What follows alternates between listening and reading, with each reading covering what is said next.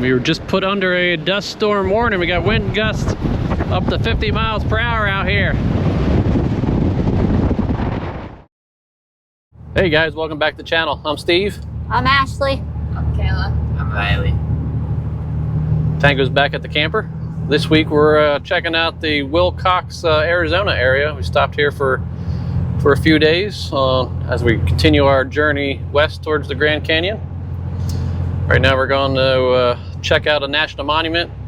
I'm not sure how to say the word, so we'll just show you the picture of the sign when we get there. I don't want to say it wrong. I've tried pronouncing it several times. I can't ever figure out if I'm doing it right. Yeah, I don't know how to pronounce it, so yeah. I even went on Google and searched up how to pronounce it. I still can't say it. So things might look like the camera's backwards or something, but no, Ashley is actually driving the truck. How's it feel? Very uncomfortable. You've gotten pretty lucky with red lights so far, though. Well, yeah, shouldn't be any red lights now. Yeah, but all of them turned green as soon as you got up to it. I don't think I've driven 65 miles per hour in a very long time. Just saying.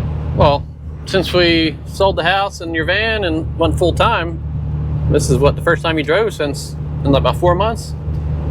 Yes, outside of just moving it for you when we're setting up or tearing down. That's the first time driving on the road in like 4 months. Plus, I mean, you don't typically drive when we're camping anyway, so. That might be a while. Especially with towing. Get you back on the road and keep you from being rusty. To keep those driving skills fresh. The only reason why I am driving is because there is nobody around. Got to keep your skills up. That way you don't scare Riley half to death. Yeah. I still need to take my driver's test. Yeah, we got to get Michaela busy on her driving. That's right. Yeah, with the state of Florida, she can start her learner's permit here pretty soon. We got to look that stuff up. Then Riley's really going to be scared when Michaela starts driving. Yeah. I need like 7 seatbelts. Yeah, we'll have to install some extra seatbelts for us. I mean, there's at least one reason he says he's scared of me during the daytime anyway. She's a bad driver.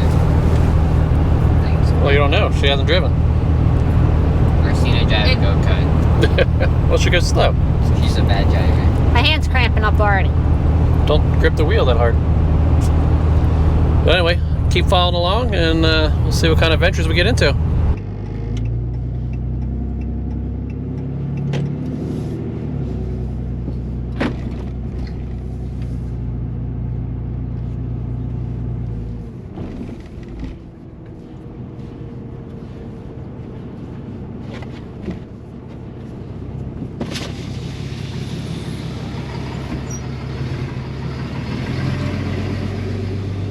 Nobody's here. You have to go to the visitor center. Vehicles over 24 feet prohibited beyond visitor center. So we're fine, we're 22.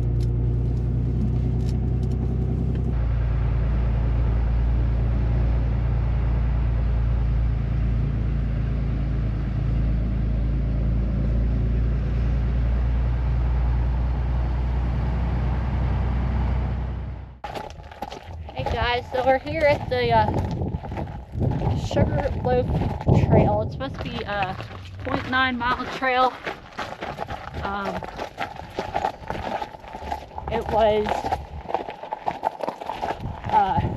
The trail was paved out by the the Civilian Conservation Corps, yeah. Yeah, the Civilian Conservation Corps.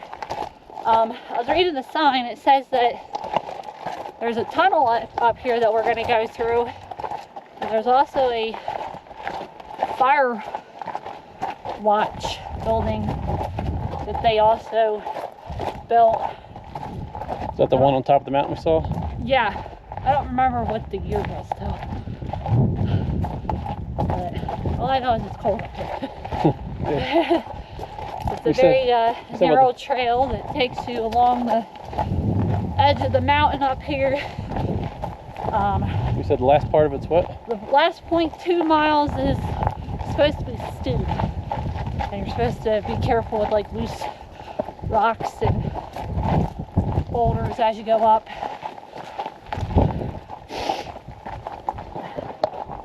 So we'll see how it goes. Woo.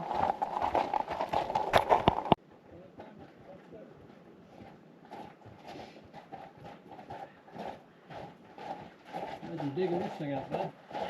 Oh. Man, I would have just walked around. That would have been easier.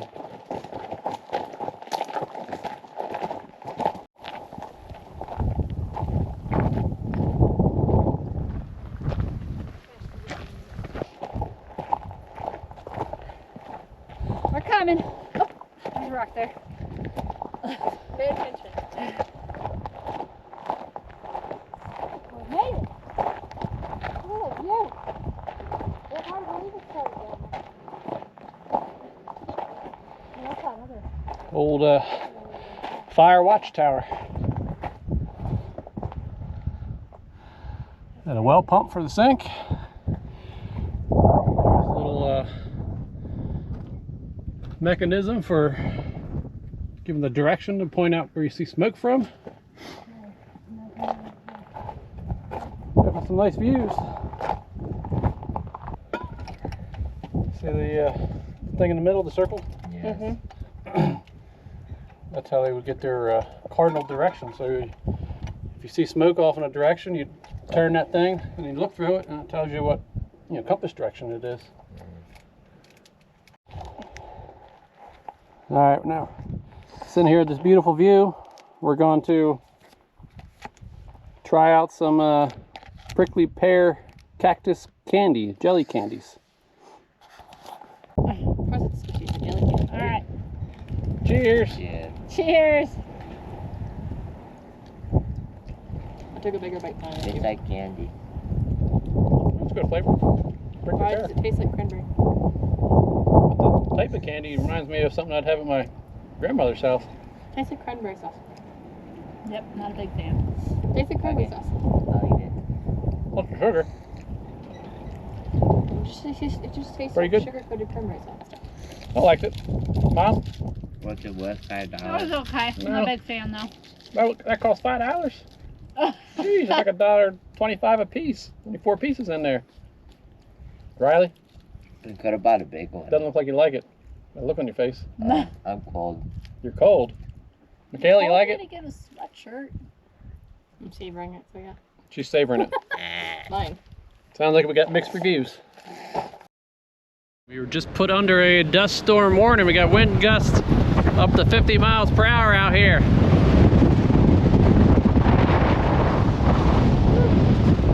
See all that dust blowing around. It is windy.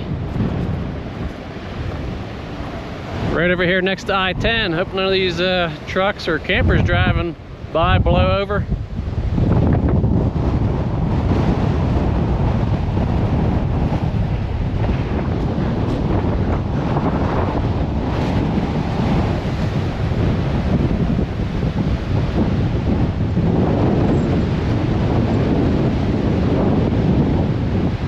I'm going back inside.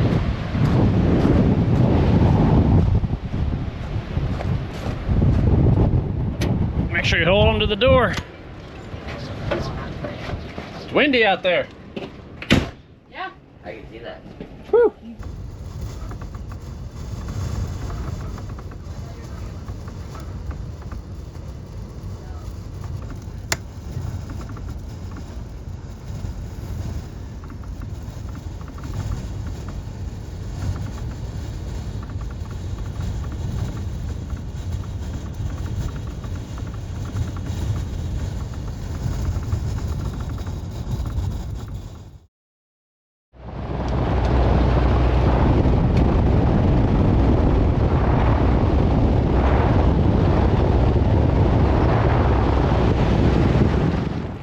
We're out here at the Fort Bowie, the National Historic Site, just outside the Chiricahua National Monument area. Yeah. A little remote out here. Had probably what, 10-12 mile drive Yeah. down a bumpy dirt road to get here. Then you got to park down there a little ways and walk up the hill to here to the visitor center. Visitor center's over there, it looks like. Hopefully it's open. We got some storm clouds over in the mountains.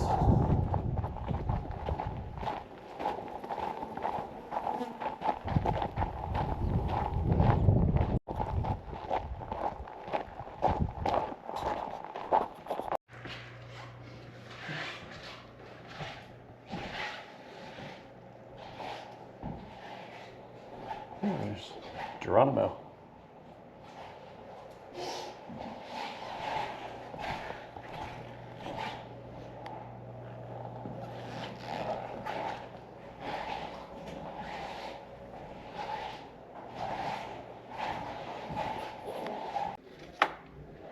Checking out postcards.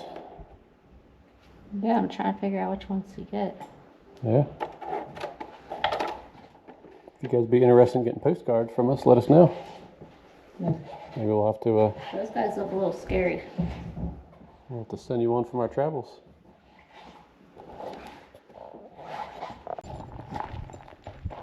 So these are the ruins of Fort Bowie.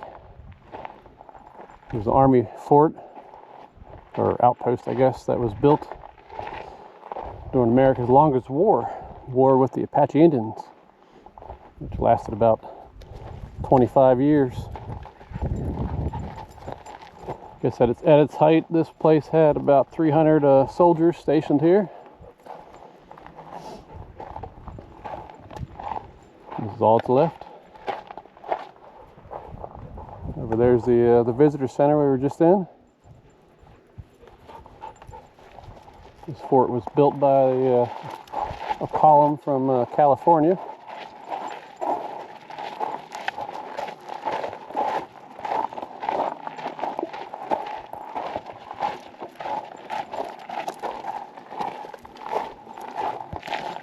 And obviously dogs are allowed to walk around the ruins here, we asked. So this is what it used to look like. That's what it looks like today.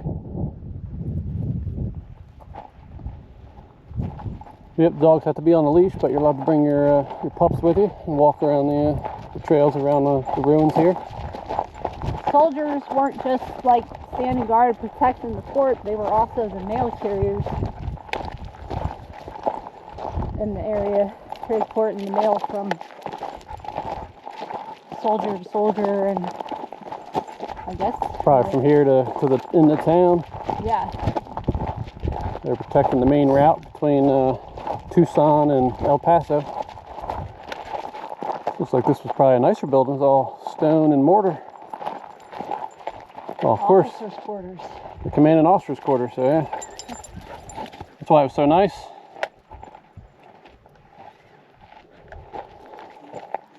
Two-story Victorian style mansion.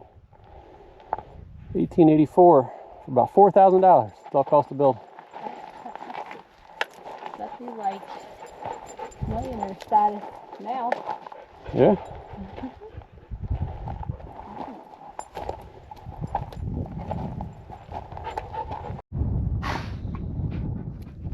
It wasn't a swimming pool tank, it was the reservoir for all the drinking water.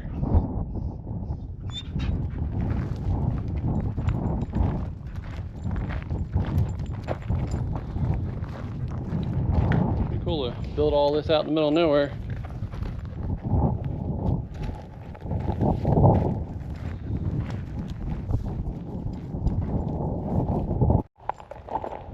Kind of interesting. This one's different. It's got that smooth, white. I wonder if it was more like a limestone coating they put over top of the rocks. And this one was different, or if this is the only one that hasn't really worn down, or if it's been partially preserved.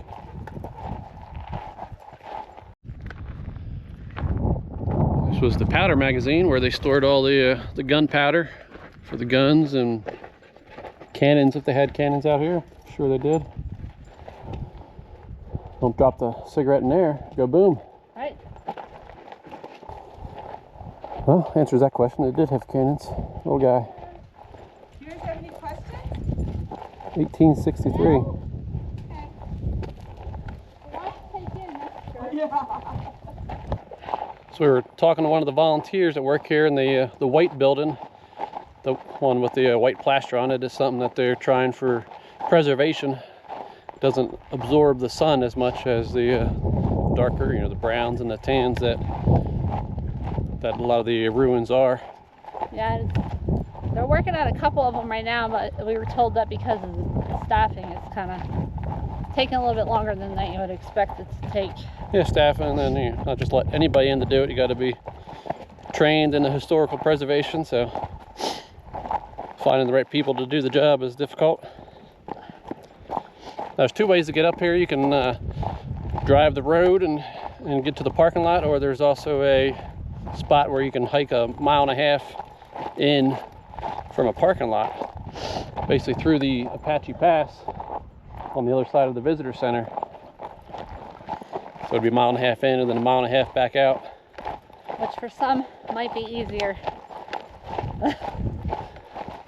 Yeah, we didn't really know where we were going at first. We just kept driving on the road and ended up here at the parking lot for the visitor center. Yeah, right outside the fort. They don't allow you to drive up to the visitor center, so you're kind of like parking in like what is considered like the maintenance area. And then you have to walk up this road. Yep. Walk up the road, or there's a path with some stairs that you can take that lead up to the visitor center. Yeah, right over here where the weather instruments are. You can take those stairs, and the path up is a little bit shorter than this road. But the parking lot's small. It's probably only got 3 or 4 spots, and the rest of the spots are reserved for park workers and employees. Well, that's pretty cool. Now it's time for a little snack. Tank is thirsty. Wait. All right, get some water.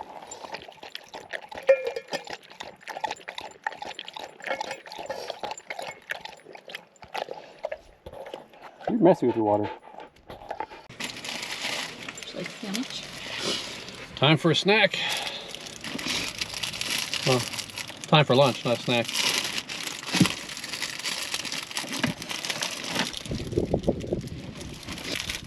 So if you notice today, we don't have any kids. Left them back at the camper. Although Michaela would have enjoyed it here. Yeah, well, sometimes you just need a break from teenage attitudes. Even We've had a lot of that lately. So even in the full-time RV life, still get the same attitudes.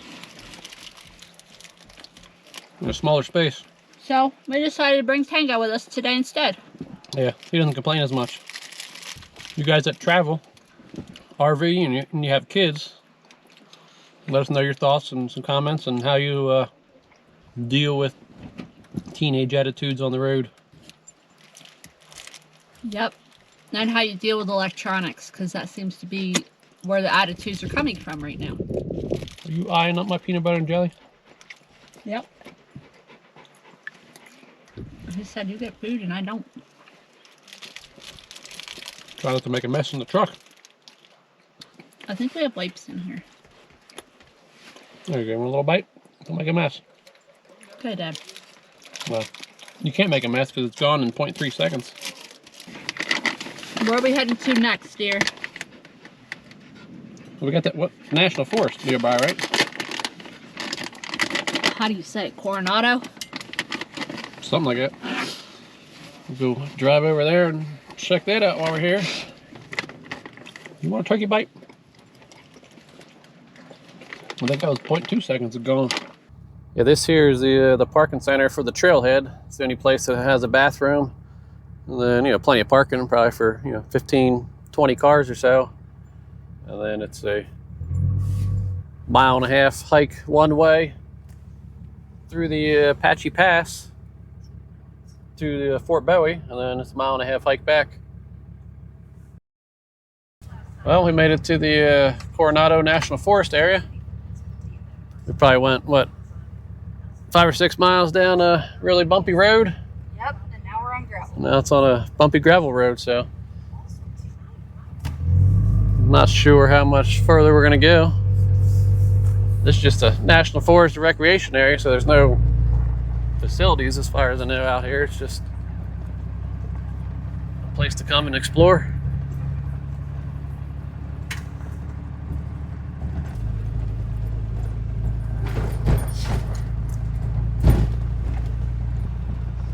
Definitely if you're coming out this way, plan ahead because there's no cell phone service, so you have to download your offline maps or bring paper maps with you. Yeah, these bumpy roads don't bother Tango. We'll sleep through anything. Yeah, looks like they got a lot of boondocking sites back here. Not recommended for big vehicles. Oh yeah, definitely can't get a big rig back here, but tent sites or you got one of those truck bed campers. We saw one of those a few campsites back, but we got a bunch of these out here. Since it's a national forest and recreation area, I'm sure there's online at least some place you're supposed to register to reserve the site. We'll see if I can find a link and I'll put it in the description down below.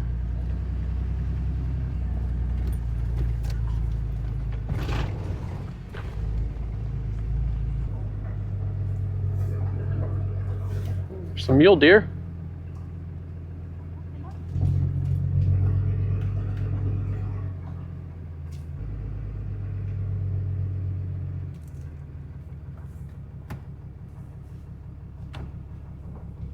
Coming back down.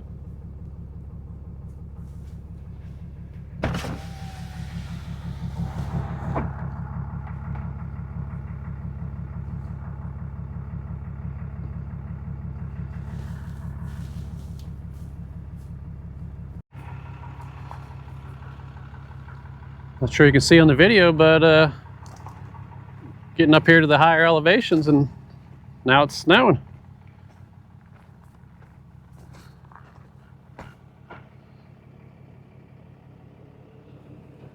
Just makes the mountains that much more beautiful. Wow.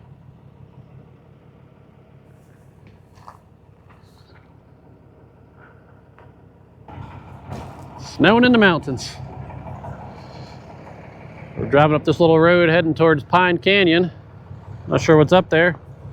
Guess we should have did a little better research before we came out here to this area. So we made it down here to Pine Canyon. A bunch of campsites down here. Some beautiful tall pine trees. Definitely evidence of a fire. Not too recent, but probably several years ago now.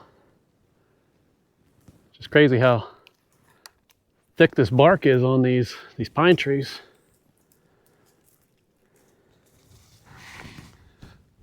Tango's enjoying being off leash a little bit, playing with his frisbee.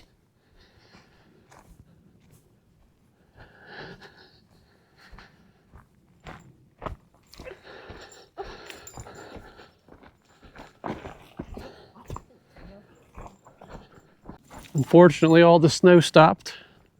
Small little cloud, I guess. The sun's coming back out. Still chilly. It's probably only 45 degrees here.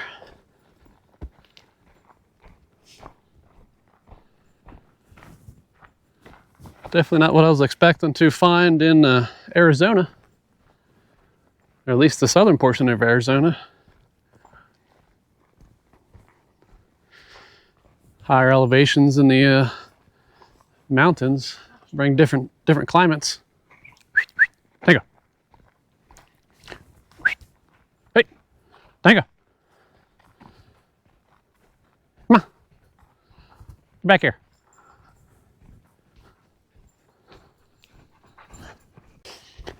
Too bad you guys can't smell this. It smells wonderful, you know, just a little bit of rain, snow, and then you got that beautiful outdoor nature smell. Tango, come on. Tango, get back here. A little stream.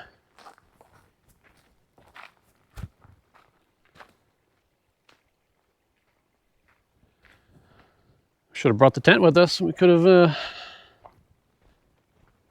camped overnight. Another little campsite here. Looks like one here, and then one just over here. It's been a nice little campsite because you got the little this little creek right back here.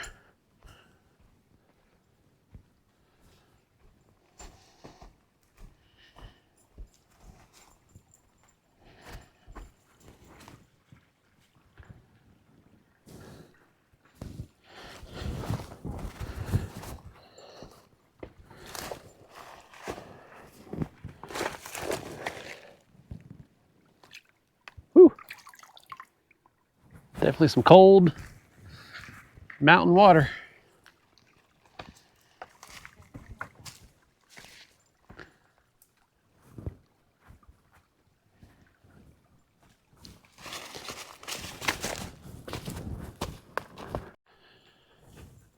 Well, this tree here was really burnt whenever that fire was. Not sure what kind of pine tree this is, but big, chunky, knobby, bark. It's all over it.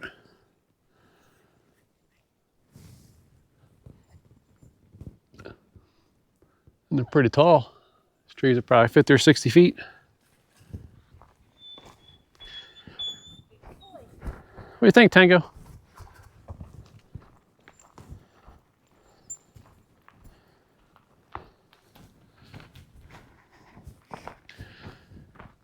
Definitely out in places like this, you want to be careful and keep an eye on the dog, because lots of wild animals out in the area. Sit. You dropped your toy down the cliff. Now I gotta go down here and get it. Wait, you stay here. Always.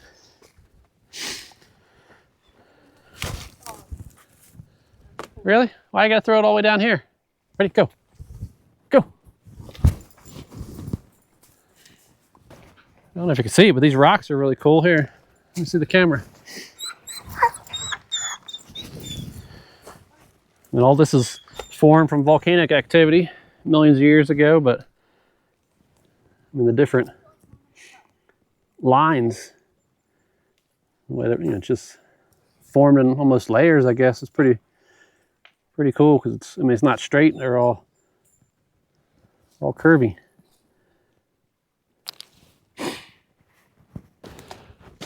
All right, let's see if I can get back up here.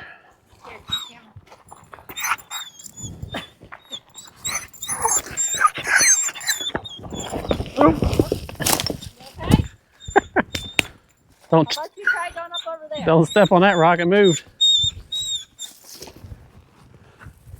Ow. Okay. Yep, it had big thorns. All right, crazy dog, come on. Release. Go.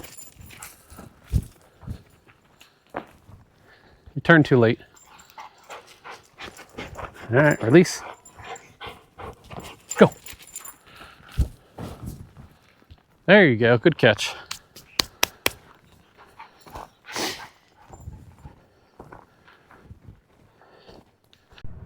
All right, my low pressure light just came on for that back right tire.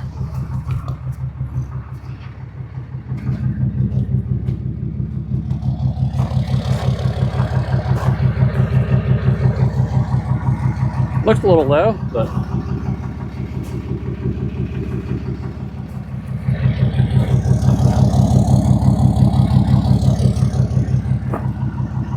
what I can see, I don't see any nails or anything in it, or punctures. I mean, that one looks a little low too. I don't see anything wrong with the tire. I mean, it looks like it's a little bit low, but I don't see any punctures or nails or gashes in it from what I can see. That's why I've been telling myself I need to get that little air compressor powered tire inflator thing I have, and put it in the truck instead of the camper. I can top it off right now, but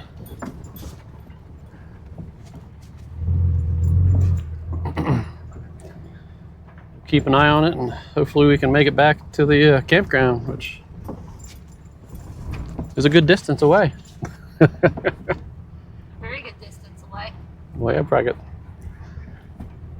60 or 70 miles from here, plus the slow going of these gravel roads.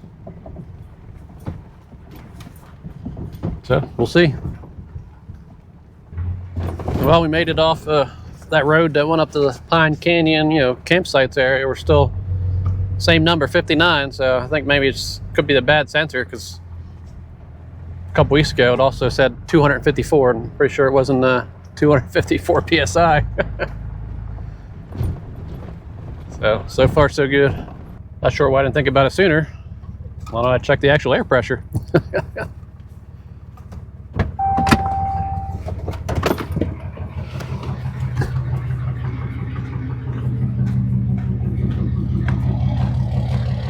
Yeah, see the tire don't look that low now. Maybe it was just sitting on the rock before.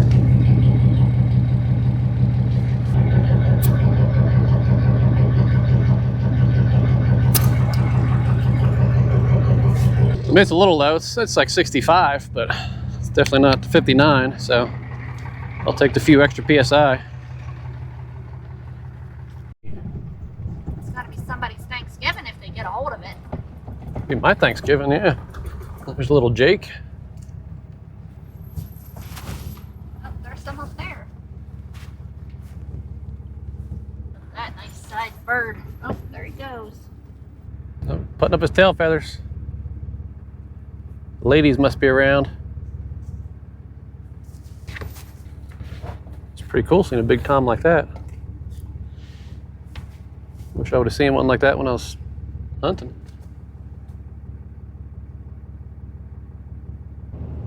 Tire pressure's holding steady at 62, so I don't think the tire's leaking. We made it back out here to the hardball road. We got about 35 miles or so to get back to the campground. So I think we'll be good to go. We'll get back there and I can use my tire inflator and top off the tire. And then check it tomorrow and see if it's still holding.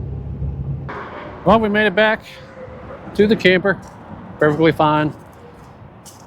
I'll get my tire looks fine, no damage on it that I can see, so I'll just get out the little air compressor and top it off. Should be good to go. Still reading, like, I think it's up to 64% now. I do have to say, these new BFG KO3 tires, I think these are the best tires I've ever had on a truck. Been through snow, been through sand, off-road, lots of gravel. These things hold up well and give you excellent traction. We're gonna go and get some dinner cooking, and we'll catch up with you guys later.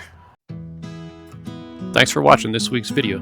If you like this type of content, be sure to hit that subscribe button, as well as hit that thumbs up button. It lets YouTube know that you like this type of content, and it promotes it to other people.